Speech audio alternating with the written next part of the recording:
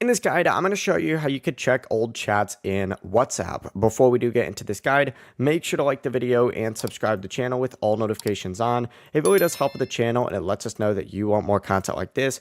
We'd greatly appreciate it. And if at any point throughout this guide you did have any questions, just ask them down in the comment section below and we can help you out further. I'm going to be doing my best to reply to every single comment down there, but begin by opening up WhatsApp. And if the chat is still there, you can just go ahead and open up that conversation.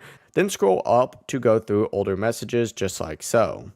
If the chat was deleted, you'll need to check your backup. So go ahead and hit settings at the bottom right, then go ahead and make your way over to chats and check your chat backup.